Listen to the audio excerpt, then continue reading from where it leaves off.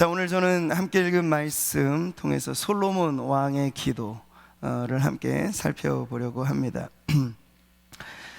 다산 정약용의 목민심서를 보면 이런 말이 나옵니다. 통치자의 역할에 대해서. 통치자는 백성을 위하는 일을 할 때만 존재 이유가 있다. 그가 쓴 이 목민심서, 이게 당시에 백성들을 담당할 목민관이라고 하는 이 지방관의 윤리, 어떤 도덕, 이런 부분들을 잘 가르친 책인데요. 여기 보면 화재, 수재, 천재지변이 일어날 경우에 이 목민관의 역할에 대해서 이렇게 말해요. 마치 내가 불에 타고 물에 빠진 것 같이 서둘러서 구제를 해야 한다라고 가르쳐 줍니다. 또 이런 말이 있어요. 환란이 있을 것을 생각하고 미리 예방하는 것이 이미 재앙을 당해서 은혜를 베푸는 것보다 훨씬 낫다라고 가르쳐주고 있습니다.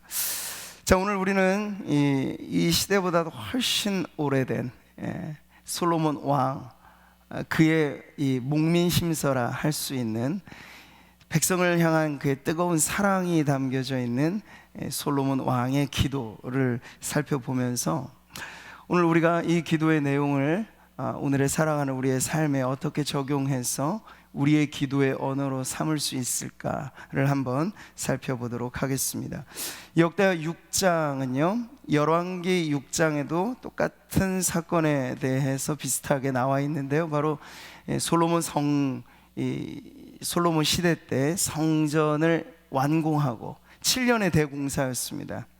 그리고 낙성식 때 드려진 그의 기도, 솔로몬 왕의 기도를 담고 있습니다. 이 6장이 총 42절인데 이 중에 29절이나 아주 길고 긴 기도문이 지금 솔로몬 왕의 기도로 나와 있습니다. 우리가 보게 되면 그의 선대, 아버지였던 다윗 왕도 사실 기도의 사람이었죠. 근데 그 아버지의 신앙을 이 솔로몬도 그대로 이어받아서 그가 매우 지혜로운 기도의 왕이라고 하는 것을 오늘 우리는 이 말씀을 통해서 보게 됩니다. 여기서 우리가 눈여겨보는 것은 왕의 기도예요. 왕의 기도. 여러분, 왕의 기도라고 하는 건 어떤 것일까? 일간의 어떤 치유 사역자가 쓴 책의 제목이기도 합니다. 왕의 기도라는 건. 일면 타당한 내용들이 많이 있어요. 그렇지만 선포하는 왕의 기도, 그래서 우리의 특권적인 위치에 따라서 질병을 꾸짖고 어떤 문제에 대해서 될 거라고 선포하고 하는 어떤 그런 담대한 외침, 그 믿음의 선언, 이것을 강조한 내용이 그 왕의 기도라는 내용입니다. 자, 그런데 우리는 오늘 솔로몬 왕이 한 기도를 직접 살펴볼 때 성경이 가르쳐주는 왕의 기도는 물론 그런 특권적인 위치, 담대함도 물론 필요하지만 역시 왕으로서 하나님 앞에 나아가지만 결국 왕의 기도라고 하는 건 만왕의 왕 되신 하나님을 대리하는 이 차원에서의 선포이긴 하지만 우리 역시도 우리가 어떤 자리에 있든지, 저는 목사이고 우리 성도님들은 각각의 직분이 다 있으시죠. 우리가 사회적인 지위가 있습니다. 그런데 그 어떠한 지위와 그런 직분에 상관없이 기도라고 하는 것은 어떤 특권적인 위치에서 무언가를 주장하는 것보다는 만왕의 왕 되신 하나님 앞에 엎드려 간구하는 것이 사실 기도의 가장 중요한 핵심이다 하는 것을 바로 솔로몬 왕의 기도는 우리들에게 가르쳐주고 있습니다. 기도라고 했을 땐 선포도 한 부분에 차지합니다. 그러나 기도의 기도다움은 하나님 앞에 부르짖는 것이고 간구하는 것이고 우리의 결핍과 우리의 문제를 가지고 하나님 앞에 호소하는 것이고, 그래서 하나님의 도우심만을 절실히 구하는, 그것이 바로 참된 왕의 기도. 왕이지만 역시 종으로서 하나님 앞에 나아가는 그런 기도가 중요하다는 걸 배우게 되는 거죠. 자, 당시 솔로몬으로 말하면 부국 강병을 완벽하게 이룬 상태입니다. 그러니까 성전은 7년의 공사를 했는데 그 다음에 솔로몬 성전은요, 솔로몬 왕궁은 14년의 시간을 투자해서 어마어마하게 지었어요. 그래서 그 위험에 찬 솔로몬 궁정을 보기 위해서 각국의 사람들이 사신을 보내고 그 솔로몬의 지혜를 알고자 얼마나 많은 사람들이 그렇게 추앙해하지 않았나 하는 것을 알게 되죠. 그러니까 그는 그의 리더십의 정점에 오른 상태에 지금 있다는 것을 알 수 있습니다. 능력의 최고치를 발휘하고 있는 그런 자리. 자, 그런데 그런 솔로몬은 왕의 자리에서 지금 백성들을 위하여 간구하는 기도를 드리고 있습니다. 정약용의 목민심서, 에민의 그런 마음을 강조했다면 지금 솔로몬 왕의 마음 안에는 백성들을 사랑하는, 극진히 돌보고자 하는 그런 왕의 마음이 담겨져 있다는 거예요. 자, 그런데 그는 그렇게 호화로운 궁정을 짓고 엄청난 규모의 성전을 지었습니다만 그것을 낙성식 때 하나님 앞에 봉헌할 때는 겸손히 이렇게 고백합니다. 하늘과 하늘들의 하늘이라도 용납하지 못할 주님이라고 말하고 있어요. 유대인에게 있어서는 3층천의 그런 구도가 있었어요. 그러니까 3층천이라고 했을 때 최고층은 영적인 공간으로, 거기에 최고의 영광은 오직 하나님만이 받으시는 그러한 이 세계관을 유대인들이 갖고 있었는데, 솔로몬은 지금 그렇게 하늘들의 하늘이라도 어찌 하나님을 받을 수 있을까 하는 그러한 겸비한 마음으로 자신의 완공한 성전을 하나님 앞에 봉헌하고 있다는 거죠. 여기에 무슨 마음이 담겨져 있을까? 아주 겸허하고 겸손한 종의 마음이 담겨져 있다는 걸 알 수 있죠. 여기서 우리는 솔로몬 왕의 기도의 그 출발점에 바로 기도의 가장 중요한 마음, 바로 겸손이 자리 잡고 있다는 것을 배우게 되는 거죠. 성경은 솔로몬뿐만 아니라 저와 여러분이 왕 같은 제사장이라고 우리의 지위를 말해주고 있습니다. 자녀됨의 권세가 있다고도 가르쳐줍니다. 이 모든 것이 우리에게 특권이죠. 자, 그럼에도 불구하고 솔로몬 왕은 자신을 낮춰 하나님 앞에 지극히 겸비하여 자랑하지 않고 자신의 결과물을 하나님이 과연 용납하실 수 있을까라는 그러한 겸손한 종의 기도를 드리고 있다는 거예요. 우리가 본받아야 할 바로 솔로몬의 왕의 기도는 바로 이 첫 출발에 있어서의 겸손의 기도인 것이죠. 자, 19절에 보면 그는 이렇게 고백하죠. 기도합니다. 같이 읽어보겠습니다.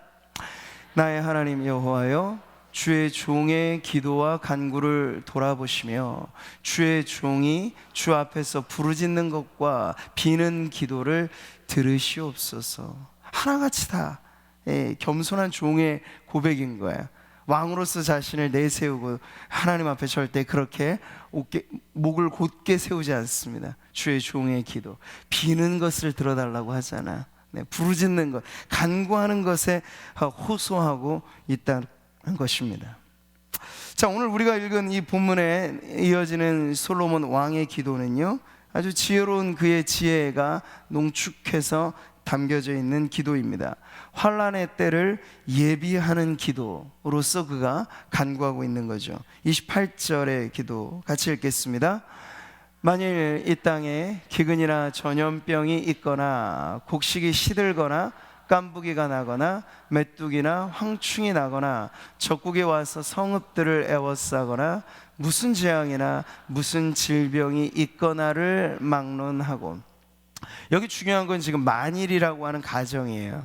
솔로몬 지금 이 기도를 드리고 있는 이 시대는 그야말로 부국강병의 최고치를 달하고 있는 때죠. 그러니까 여기 무슨 기근이라든지 뭐 질병, 흉년, 어떤 피해 이런 것이 당장에는 아무런 문제가 되지 않는 시절이었습니다.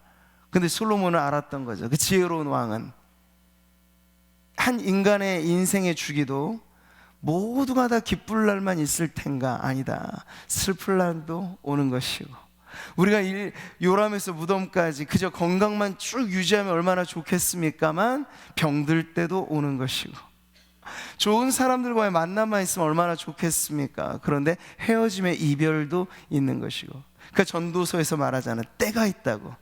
그러니까 나라에도 그런 때가 있다는 거예요. 부국의 위에 이 영화를 누릴 때도 있고, 그러나 흉년이 찾아와 어려움을 당할 때도 있다는 거예요. 그는 그것을 예측하여 일종의 유비무환이라고 하죠. 미리 어려움을 대비하는 그런 기도를 그가 드릴 뿐만 아니라 백성들에게 그 기도를 지금 가르쳐주고 있는 거예요. 평화로운 때 평화가 깨어질 날을 미리 대비하는 것. 역시 여러분, 이 평화라고 하는 것은 우리가 힘이 있을 때 유지되어지는 것이기도 합니다. 근데 그것이 깨어지게 될 때도 있기 때문에 그러할 때 과연 어떻게 하나님 앞에 나아가야 될 것인가 하는 것을 그는 이 기도를 통해서 가르쳐주고 있는 거죠. 자, 여기 솔로몬 왕의 기도에 담겨져 있는 나라와 민족을 위한 기도가 오늘 이 밤 우리가 마스터하고 사실 배워야 할 아주 핵심적인 기도입니다. 우리가 매 금요 철야할 때 또 개인의 기도할 때마다 나라와 민족을 위해서 기도합니다. 근데 그 기도가 정말 이 솔로몬 왕이 가졌던 이 백성을 사랑하는 마음, 나라를 사랑하는 마음에서 나오는 기도인가 아닌가에는 좀 차이가 있을 수 있어요. 근데 우리가 먼저 본받기를 바라는 것은 솔로몬 왕 안에 있는 그 애민, 민족을 사랑하는 마음, 애국, 나라를 사랑하는 마음, 이것이 정말 중요하다는 거죠. 저는 어느 시대를 막론하고 교회는 애국하는, 그리고 그 교회야말로 나라를, 민족을 사랑하는데 늘 앞장서야 하는 공동체가 되어야 하는 줄 믿습니다. 그 일을 우리 구미 상모교회도 마찬가지로 우리 오랜 역사, 이 나라의, 이 민족의 파란을 다 같이 경험했던 그 역사를 지나오면서 우리가 여기까지 왔다라는 건 그 어려움의 시기마다 교회가 깨어 기도했고, 그 기도를 통해서 하나님의 긍휼과 자비를 구하여 오늘 여기까지 이르게 되었는데, 이제 앞으로가 문제예요. 우리 앞으로 펼쳐질 이 나라와 이 민족에 여러 많은 어려움들이 혹 있을 때 솔로몬이 가르쳐 준 것처럼 나라를 사랑하고 민족을 사랑하는 마음으로 우리가 깨어 기도해야 할 줄 믿습니다. 우리 입장에서 보면 사실 솔로몬의 시대처럼 부국 강병이라 할 만한 이 최고치의 영광을 아직 경험하지는 못했죠. 물론 경제 엄청난 성장을 이루었고 한강의 기적을 이루기도 하였습니다. 그러나 분단의 현실은 여전히 뼈아픈 우리의 현실이고, 늘 사실 경제의 성장 이면에는 또 그에 따른 부작용들도 우리의 역사 속에, 근대화의 여러 많은 과정 속에 나와 있기 때문에 지금 우리는 그 결과로서 경제 문제만이 아니라 사회 문제, 그리고 정치 문제, 곳곳에서 문제 아닌 곳이 없는 나라의 실정을 경험하고 있는 거죠. 거기에 덧붙여서 지금 코로나19 이름도 바뀌었어요. 세계보건기구가 이름을 확정을 했죠. 코비드19인데 우리나라는 코로나19라는 명칭으로 지금 국가가 그것을, 이 전염병을 이렇게 일반화해서 사용하고 있습니다. 그런데 이 질병의 문제까지 닥쳐서 우리는 정말 겹겹에 에워싸인 그런 문제 속에 살아가고 있다는 거죠. 이러할 때 우리의 기도가 단순히 나의 개인의 성공과 우리의 개인의 영달만을 위하여서 기도한다는 건 너무나 이기적인 기도일 수 있어요. 우리 자신의 필요를 하나님께 아뢰는 것 당연히 필요합니다만, 나라가 없는 백성이 어떻게 존재하겠습니까? 민족이 무너지면 우리의 개인의 삶이라는 게 어디서 안전을 보장받을 수 있겠습니까? 말하자면 우리의 집은 사실 이 주변에 이 성곽이 아주 튼튼할 때 우리의 개인의 거처가 안전한 건데, 그 울타리 역할을 하는 것이 국가이고 민족입니다. 우리는 그렇기 때문에 이 어려움의 때에 나 자신의 이 안일, 어떤 편안함의 문제로 국한 짓는 것이 아니라, 나라가 어렵고 힘들다라고 했을 때 우리의 기도의 등불을 켜서 매일 앞자리에 이 나라와 민족을 위한 기도로서 하나님 앞에 나아가는 저와 여러분 되시기를 바랍니다. 솔로몬 왕의 기도의 내용을 여러분 유심히 한번 살펴보세요. 그는 재난이 가정된 재난을 말하지만요, 그조차도 그저 재난 자체만 해결되는 것을 기도의 제목으로 삼고 있지는 않아요. 고통이 해소되고 고통이 해결되는 것 역시 중요합니다만, 이보다도 중요한 문제를 솔로몬은 그의 기도에 담아내고 있습니다. 그것이 무엇일까요? 29절 같이 한번 읽어볼까요? 다 각각 자기의 마음의 재앙과 고통을 깨닫고. 이 깨닫는 건 뭘까요? 재앙과 고통이라고 하는 것은 우리의 몸에, 우리의 삶에, 외부적인 환경에 어려움을 주는 문제이죠. 근데 그것만으로가 전부가 아니라는 것, 그 문제의 이면에 과연 하나님의 뜻이 무엇인가 하는 것을 깨달아야 한다는 것입니다. 그걸 깨닫지 못하면요, 우리는 이 문제에서 저 문제로 갈아타기만 하는 거예요. 계속 환승하듯이 고통과 고통을 넘나드는 환승만 계속 하는 것이지, 그 근본된 고통이 가지고 있는 그 문제를 해결할 길 없이 오리무중인 채 계속해서 살아갈 수밖에 없다는 거죠. 근데 솔로몬은 그보다 심층적인 문제에 대해서 깨닫게 되도록 백성들을 위해서 기도하고 있습니다. 그 심층의 문제, 그것은 하나님의 신실한 언약을 기준으로 했을 때, 지난번 우리 수요 예배 때도 느헤미야의 기도, 지금 뭐 주일을 지나면서 계속해서 함께 살펴보는 말씀들이 다 그 위기의 시대를 살아갔던 하나님의 사람들이 어떻게 믿음으로 그것을 극복했는지를 보여주는 것인데, 느헤미야도 그렇게 기도하잖아요. 회개라고 하는 것의 기준점을 무엇으로 삼습니까? 그냥 윤리 도덕적인 문제? 아니에요. 하나님의 규례와 율례와 법도 그걸 기준으로 했을 때, 세상이 우리에게 대한 평판과 상관없이 하나님의 율례와 규례와 이 법도, 즉 하나님의 말씀의 기준에서 이탈되는 것이야말로 가장 큰 죄이다 라고 하는 것을 깨닫도록 지금 기도하는 거예요. 그 언약적 불신실함에 관해서 백성들이 깨닫게 되도록 기도하고 있는 거예요. 이건 하나님을 믿지 않는 불신 세상은 사실 알 길이 없는 문제예요. 근데 솔로몬 왕의 기도는 하나님의 백성들을 위하여 지금 기도하고 있는 거예요. 그들이 재앙의 때, 환난의 때, 어려움의 때 이것을 깨닫게 해주십시오. 무엇을요? 하나님의 말씀에서 이탈하여 살아가는 그 근본된 이 불신실한 믿음의 삶에 관해서 깨닫고 회개할 수 있도록 기도하고 있는 것이죠. 자, 그렇기 때문에 여러분 30절로 이어지는 솔로몬의 기도가 바로 이것을 간구하고 있는 거예요. 같이 읽어보죠. 주는 계신 곳 하늘에서 들으시고 사유하시되. 사유의 기도, 이거 용서의 기도잖아요. 용서해 주십시오 라고 기도하고 있는 거예요. 왜 여기서 갑자기 용서가 나옵니까? 바로 그들이 어떤 문제로 인하여 재앙을 당하는가, 어떤 문제로 인하여 환난이 왔는가 하는 것, 이건 지금 단순한 인과응보적인 개념으로 말하는 것은 아닙니다. 그보다도 근본적인 이야기죠. 아담 이래로 모든 인간이 이 죄의 삭스로 지불해야 될 그 죽음의 굴레 안에 살아가는 인간들이라면 사실 죄의 문제는 언제나 근본 우리를 괴롭히는, 보이지 않는 바이러스보다 더 심각한 문제가 바로 죄의 문제라는 것인데, 지금 솔로몬은요 바로 그 재앙과 환난의 때, 위기의 때 우리의 감추어진 이 보이지 않는 죄의 문제를 우리가 깨닫고 하나님 앞에 기도하게 하시고, 그럴 때 하나님은 우리를 용서해 주십시오 라는 그런 기도를 드리고 있는 거예요. 언약 백성이 당한 고통의 문제는 결국 영적인 문제와 분리되어 있지 않다 하는 것을 지금 그는 보여주고 있는 거죠. 그래서 여기 지금 솔로몬의 이 기도의 전반에 걸쳐서 이 죄 용서 그리고 범죄의 문제가 아주 곳곳에서 계속 반복되는 걸 볼 수 있어요. 세 구절인데 같이 연이어서 읽어보도록 하겠습니다. 만일 어떤 사람이 그의 이웃에게 범죄함으로, 만일 주의 백성 이스라엘이 주께 범죄하여, 만일 그들이 주께 범죄함으로.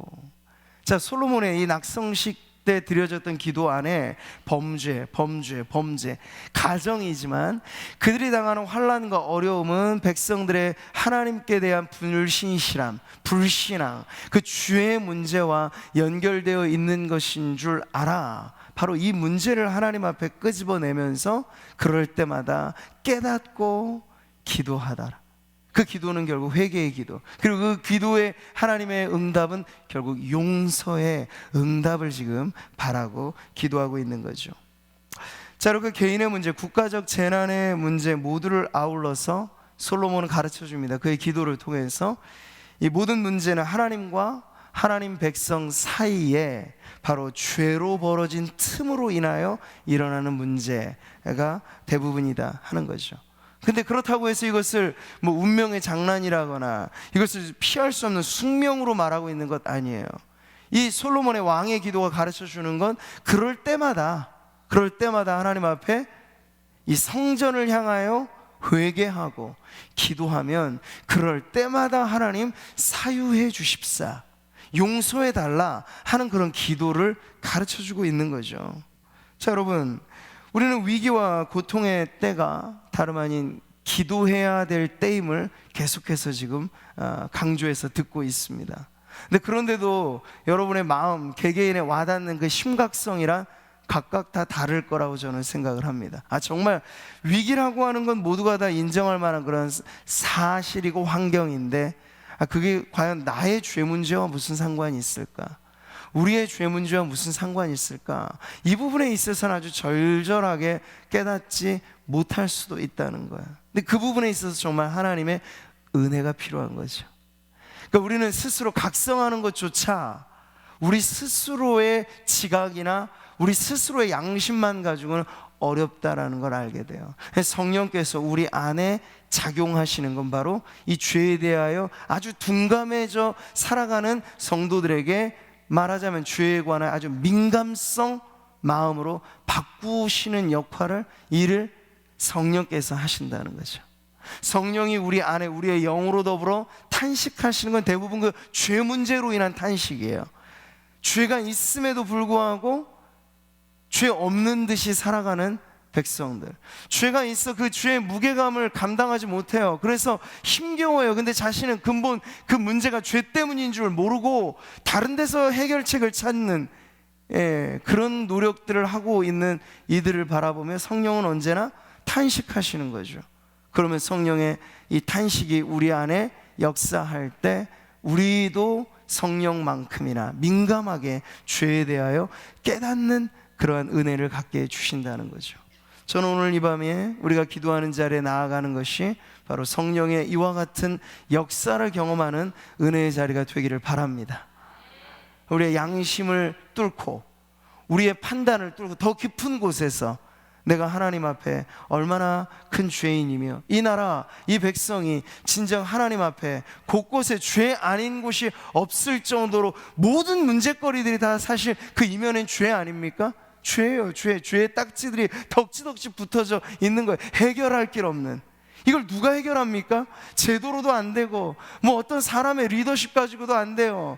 각 백성들의 마음 가운데, 국민들의 마음 가운데 서로를 탓할 뿐 자기 죄의 인식은 전혀 갖지 않고 살아가는 이들을 송두리째 뒤바꿔 놓는 성령의 거룩한 역사가 일어나야만 이 땅에 어떠한 제도나 어떠한 법률로도 일어날 수 없는 진정한 각성의 은혜가 일어나게 될 줄 믿습니다. 교회 안에서부터 그리고 교회를 통해서 이 세상으로 넘어가는 이런 회개의 운동들이 이 시대의 위기를 극복하게 하는 가장 빠른 길이 되는 줄 믿으시고, 오늘도 우리가 솔로몬의 기도가 가르치는 바 그 사주의 은총을 간구하는 회개의 기도로 나아가게 되기를 바랍니다. 고통을 통해 영혼의 각성을 구했던 이 솔로몬의 기도는 그 오늘 우리가 31절 마지막 구절에서 바로 이 결론으로 나아가고 있어요. 회복을 갈망하는 자리인데 그것이 어떤 회복입니까? 바로 이것이죠. 그리하시면 같이 읽습니다. 그들이 주께서 우리 조상들에게 주신 땅에서 사는 동안에 항상 주를 경외하며 주의 길로 걸어가리이다. 궁극의 회복의 모습을 지금 소망하며 기도하고 있는 거예요. 근데 여러분, 여기서 솔로몬이 구하는 게 뭔가요? 그는 처음에 솔로몬다움을 우리가 보게 될 때도 하나님께서 내가 너에게 무엇 하여 주랴, 백지 수표를 딱 건넨 거죠. 일종의 거기 쓰는 대로 하나님 주시겠다는 거야. 절호의 찬스 아닙니까? 여기에 내가 동그라미 몇 개를 붙일까?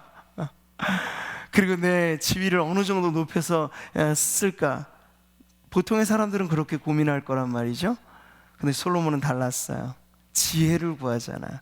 내가 백성들을 판단하기에 왕으로서 지혜가 필요하오니 주여 내게 지혜를 주옵소서. 돈도 아니고 지위도 명예도 아니고 건강도 아니고 솔로몬은 단 하나를 구했는데 지혜를 구했단 말이에요. 그게 하나님의 마음에 너무 쏙 들어서 하나님은 솔로몬이 구하지도 않은 부도 주시고 명예도 주시고 힘도 주셨다는 거죠. 그러니까 우리 예수님의 말씀은 정확하세요. 먼저 하나님의 나라와 의를 구해라. 아니 그것만 구해라고 하는 말씀과도 같은 거예요. 그러면 그 나머지, 그럼 우리에게 필요한 먹거리, 쓸거리, 입을 것, 이건 어쩌란 말입니까? 걱정하지 마. 이 모든 것을 너희에게 더하여 주시리라. 할렐루야. 쫓기듯 우리의 삶에 여러 가지 많은 문제들이 있을 때, 그러나 우리는 의심 없이 받아들여야 돼요. 솔로몬이 그랬던 것처럼 하나님의 마음에 쏙 맞는 기도 하나 주님 앞에 드리면요, 나머지 우리가 구하지 않은 것, 구하지 못한 것, 그 모두에 관하여서 주님은 더하여 주시는 은혜의 하나님이신 줄 믿습니다.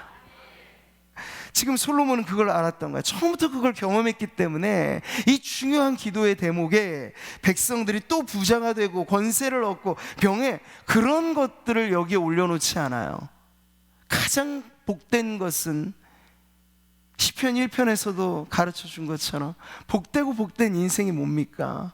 여호와의 율법을 즐거워하고 그 말씀을 주야로 묵상하는 사람이 복 있는 사람이라 하였죠. 그게 뭐예요? 하나님을 경외하는 삶이에요. 솔로몬이 그래서 마지막에 그가 구하는 회복의 절정에는 주를 경외하는 백성이 되게 하소서, 그리고 주의 길로 걸어가는 믿음의 삶을 살게 하소서. 그러면 나머지는 하나님이 알아서 책임져 주시는 인생이 될 것이기 때문에, 요셉이 하나님과 동행하자 하나님 어떻습니까? 그와 함께 하심으로 말미암아 형통한 자가 되게 하신 것처럼, 솔로몬이 이 모든 믿음의 조상들의 역사를 알았기 때문에 답은 이거다. 우리가 하나님을 떠나지 않고 주의 길로 행하며 범사에 하나님을 인정하고 하나님을 경외하는 것이 지혜와 명철인 줄 알아? 그렇게 살아가기만 하면 우리가 구하지도 않은 그 모든 것에 대하여 주님은 채워주시리라 하는 그런 믿음으로 간구하였던 이 솔로몬의 기도. 자, 오늘 우리가 마지막에 살펴보는 그 기도는요, 구심점이 아주 명확한 기도예요. 죄에 대한 회개, 그리고 하나님의 용서를 구했고, 그래서 나오는 회복이 하나님을 경외하고 주의 길로 행하는 그러한 하나님의 백성다운 면모의 회복을 그는 기도의 응답으로 사모하였는데, 그 기도가 이루어지는 구심점이 오늘 솔로몬 왕의 기도의 아주 중요한 부분이죠. 29절의 하반절에 나와 있어요. 제가 읽어드리면, 자, 온 백성 이스라엘 다 각각 자기의 마음의 재앙과 고통을 깨닫고 이 성전을 향하여 손을 펴고 무슨 기도나 무슨 간구를 하거든 그러면 주는 들으시고 사유하시고 우리에게 이와 같은 복을 주소서라는 기도로 나아가는 거예요. 그러니까 이 구심점이 분명한 기도, 성전을 향한 기도를 지금 솔로몬의 기도는 아주 독특하게 가르쳐주고 있죠. 우리가 일전에 다니엘의 기도에서도 배웠던 게 바로 이거예요. 그가 포로로 끌려갔을 때 왜 창을 열고, 이미 폐허된 성전이지만 이스라엘 그 성전의 방향으로 그가 창을 열고 기도하였습니까? 솔로몬의 이 기도를 기억했기 때문에 그래요. 솔로몬은 적국으로 포로로 끌려가든 어떤 낭패, 어떤 일을 당하든 솔로몬의 기도에 지금 모든 기도문들은 이 구심점을 붙잡고 있습니다. 성전을 향하여 기도할 때 하나님 들으시고 응답해 주소서라는 그런 기도이죠. 여러분, 이 성전을 향한 기도, 성전이 무엇입니까? 솔로몬이 아주 근사하게 7년 동안 완공했던 이 성전의 이 영광스러움은 무엇일까요? 그 이름에도 쓰여 있잖아. 그냥 집이 아니에요. 그냥 무슨 건물이 아니에요. 거룩한 집이에요. 성전의 성전다움은 거룩함에 있다는 것이죠. 주의 백성들의 기도, 하나님의 임재가 있을 때 성전은 그야말로 거룩한 하나님의 집이 되는 것이죠. 이사야 선지자 말한 것처럼 내 집은 성전, 말하자면 만민이 기도하는 집이라 일컬음이 될 것이라. 왜요? 거룩함이라고 하는 것은 성전의 지성소를 금으로 도배하고 금은 뭐 아주 귀한 것을 지었다라고 하는 그 재료에 거룩성이 담겨져 있잖아요. 그건 하나의 상징이죠. 상징이에요. 근데 진정한 거룩함은 어디서 나옵니까? 하나님의 임재 가운데. 그래서 성전의 가장 중점은 어디예요? 지성소 안에 있는 언약궤, 언약궤를 덮고 있는 뚜껑으로서 희은좌라고 하죠. 그것이 성전의 가장 절정의 이 거룩함을 담고 있어요. 왜요? 바로 거기에 하나님의 임재가 약속되어 있기 때문에 그런 것이죠. 자, 이것이 바로 성전의 가장 중요한 특징인데, 지금 솔로몬은 이 성전을 향하여 기도할 때 이런 응답을 해 주십시오 라고 간구하고 있는 거예요. 자, 그런데 여러분 보시죠. 역대하만 하더라도 이 역대하는 이미 이스라엘 백성이 포로로 끌려가고 북이스라엘이 이미 망하고 남유다까지도 쫄딱 망한 마지막 역사의 안타까운 페이지거든요. 근데 그 관점에서 봤을 때 솔로몬의 이 휘황찬란한 성전은 허물어진 지 오래란 말이죠. 그러면 과연 이스라엘 백성이 성전을 향하여 기도한다는 게 무슨 뜻일까요? 이미 폐허가 되어져 버린 그 성전이 오히려 그들에게 절망만 가중시켜 줄 뿐인데, 솔로몬의 이 기도가 우리들에게 가르쳐 주는 바가 과연 무엇이겠습니까? 이 눈에 보이는 성전의 어떤 웅장함이 아니라 지금 말씀드린 것처럼 성전의 가장 핵심은 거룩함에 있는데, 여러분, 그 거룩함이라는 것이 구약시대 몇몇 성전 시대를 통해서는 성전이라고 하는 지역적인 장소에 그 거룩이 담겨져 있었던 시절이 있습니다. 그게 바로 제1성전으로서 솔로몬 성전이고, 그리고 포로 귀환 때, 제1차 귀환 때 스룹바벨의 총독을 중심으로 완공되었던 이 제2성전, 스룹바벨 성전이 바로 그것입니다. 근데 그것마저도 또 무너져 버려. 그리고 이제 예수님 시대 때는 그보다 오랜 시간을 투자해서 헤롯 성전 시대, 제3성전의 시대까지 열려지게 돼요. 근데 그것도 결국 예수님 이후에 AD 70년경에 돌 위에 남지 않고 폐허가 되어져 버립니다. 그러니까 이스라엘 민족은 그 성전의 폐허의 역사로 이제 어떤 성전도 더 이상 지어지지 못할 그러한 역사를 보여주고 있어요. 그런데 이 오래전 솔로몬의 기도는 여전히 성전을 향하여 기도할 때 하나님 이런 축복과 이런 은혜를 주십시오라는 기도인데, 과연 그 기도가 담고 있는 의미, 그것이 무엇일까요?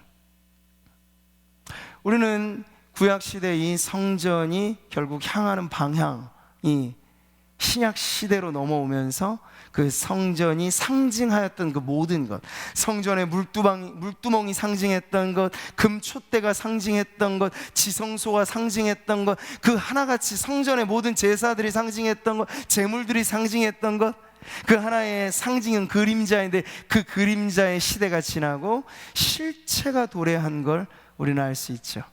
바로 예수 그리스도께서 이 땅에 임하셔서 이 성전을 헐라 내가 다시 지으리라 말씀하심으로써 이제 성전 시대는 새롭게 열리게 된 거예요. 눈에 보이는 성전이 아니라 바로 예수 그리스도, 그분이 하나님의 거룩을 나타내는, 예수 그리스도의 얼굴에 나타난 하나님의 영광을 아는 지식이라고 말했을, 바로 거룩 중에 거룩, 완전한 거룩이신 하나님, 그분이 성자 예수 그리스도로 이 땅에 오셨을 때 우리는 더 이상 눈에 보이는 성전에 기대는 것이 아니라 성전의 실체인 예수 그리스도를 통해서 하나님 앞에 나아갈 수 있다는 것을 배우게 되는 거죠.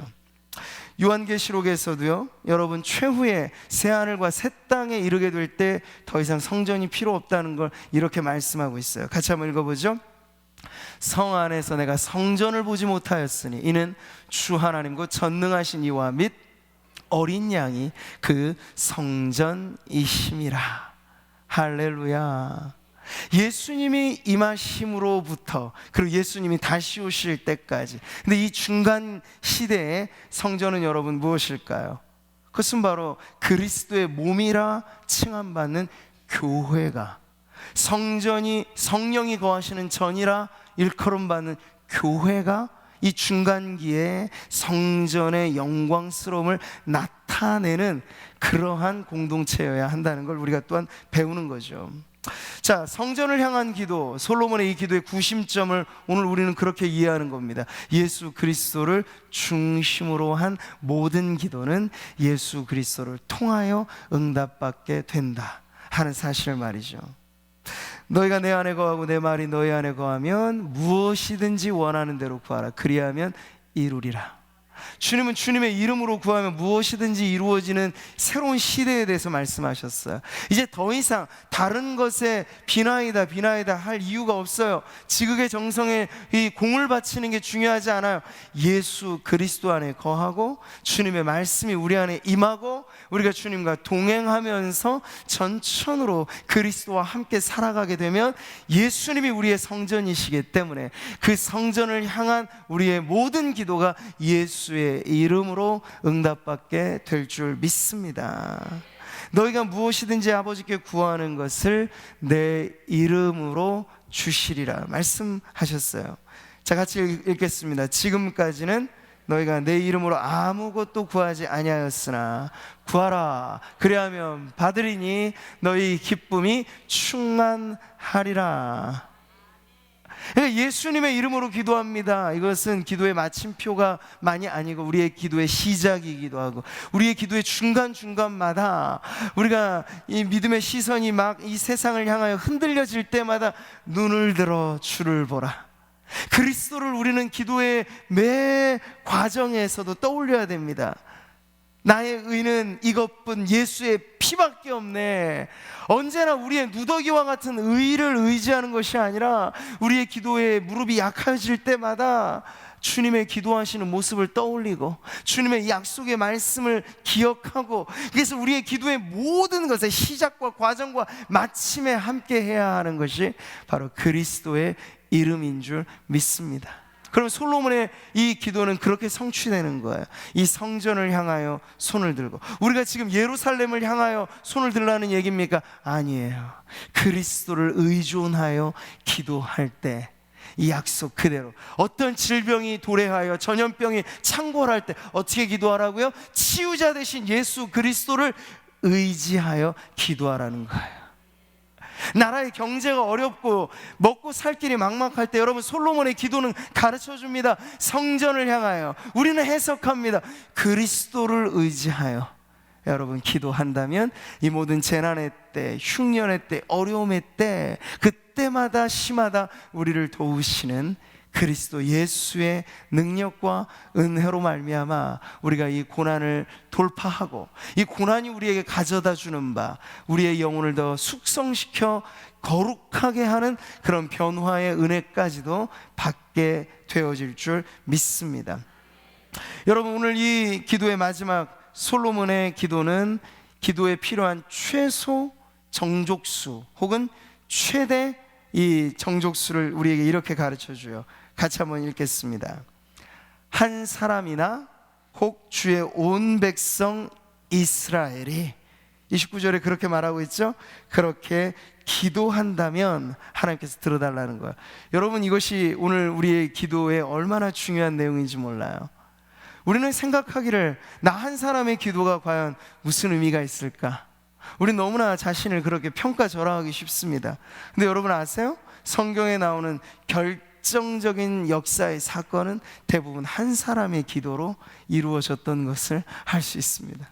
이스라엘 민족이 출애굽 이후에 정말 멸망당할 위기에 있을 때 한 사람, 모세의 기도가 그들을 살려낸 거예요. 에스더 시대도 마찬가지죠. 유대 모든 사람들이 멸망시와 민족 전체가 죽어갈 마지막 순간에 에스더, 그 한 여인의 기도가 우리 하나님의 놀라운 축복의 포문을 열어놓았던 것을 우리는 알 수 있습니다. 그리고 우리는 마지막 궁극의 한 사람의 기도가 온 인류를 살린 것을 알죠. 아버지여, 저희를 사하여 주옵소서. 예수 그리스도의 중보로 말미암아 오늘 저와 여러분 이 자리에 있고, 앞으로 천국 가는 마지막 날까지도 예수 그리스도의 중보에 힘입어 우리의 구원은 흔들리지 않는 줄 믿습니다. 그것이 가르쳐주는 바는 오늘 우리가 왕의 자녀가 되어, 오늘 우리가 왕같은 제사장이 되어 기도한다는 건 결코 작은 의미가 아니라는 거예요. 우리가 그리스도를 의지하여 기도할 때 그 한 사람의 기도만으로도 충분히, 주님 그래서 찾으시잖아요. 성벽 무너진 데를 막아설 그 한 사람을 찾으신단 말이죠. 중보기도의 관건은 수의 논리가 아니라는 걸 여러분 언제나 잊지 마세요. 물론 모여서 기도하면 더 힘이 나겠죠. 근데 그 모인 사람, 군중의 수준이 아주 낮아진다면 그 수가 하나님을 감동시켜 놓지는 않아요. 그러니까 여러분, 영적인 원리는 다다익선이 아니라는 걸 잊지 마십시오. 깨어있는 한 사람이 흐리멍텅한 100사람보다 낫다는 이야기예요. 흐리멍텅한 수많은 사람이 한 곳에 모여서 놀자 하면서 정신 바짝 차리지 못하고 기도에 올인하지 못하면 여러분, 그 군중의 무리 때문에 하나님 움직이실 리가 없어요. 성경의 역사가 보여주는 건 바로 그것입니다. 더 중요한 관건은 내가 얼마나 깨어서 기도하는 자리를 지키는가 하는 것이고, 여러 많은 교회들이 기도하겠죠. 우리는 그 많은 교회들 중에 하나로서 겸손히 구하는 겁니다. 그런데 우리 구미 상모교회가 금요 철야 때마다 기도의 등불을 켜면서 이 자리를 지키는 것은 그저 많고 많은 교회 중에 하나로만 치부되는 것이 아니라 주님이 우리의 기도의 자리에 함께 계시고 눈여겨보시고 그 귀를 기울이시면요, 우리 구미상모교회 한 교회만이라도 깨어 기도하면 우리 기도를 통해 민족이 살아나게 될 줄 믿습니다. 여러분, 그러니 기도는 얼마나 위대한 것입니까? 한 사람의 기도라고 작지 않다는 거예요. 그 한 사람의 기도로 민족을 살릴 수 있다는 그 어마어마한 가능성을 갖고 우리가 그것을 믿어버리고, 그 믿음을 가지고 오늘도 주님 앞에 나와 주여, 솔로몬의 기도가 가르쳐주는 것처럼 우리가 지금 재난의 때를 경험하고 있고 역병이 돌고 있는 이러한 시대를 살면서 우리가 깨달아야 할 죄에 대한 각성을 하고 하나님 앞에 성전 되신 예수 그리스도를 의지하여 기도하오니 주님 이 밤에 우리의 기도를 들으사 전염병이 창궐한 이 문제가 주의 은혜로 해결되게 하여 주옵소서. 각종 문제로 들끓고 있는 이 나라 대한민국, 이 민족이 하나님 다시 사는 길이 오늘 우리의 기도를 통하여 열려지게 해주십시오. 여러분, 그 믿음을 가지고 기도하시기 바랍니다.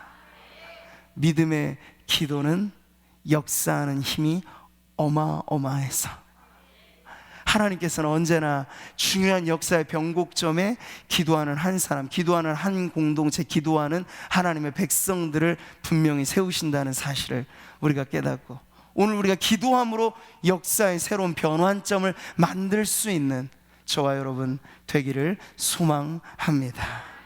할렐루야. 오늘 이 말씀을 통해서 솔로몬 왕의 기도를 통해 우리도 왕같은 제사장들로 하나님 앞에 나아가 이 백성을 위하여, 이 민족을 위하여, 이 땅의 통치자들을 위하여, 다 그들이 우리의 기도 제목이에요. 여러분, 비난할 거리는 없어요. 우리는 기도할 뿐입니다. 하나님이여, 저들을 불쌍히 여기소서. 그렇게 우리가 기도할 때 하나님의 선하시고 자비하신 은혜로 구석구석 병들고 곰팡이 쓸고 부패해서 썩어져 버리는 이 땅의 모든 문제거리들이 하나님의 은혜로 회복되고 새로운 역사로 나아가게 되기를 소망하면서 저와 여러분이 그렇게 치유하며 기도하는 하나님의 거룩한 백성 되기를 주님의 이름으로 축원합니다.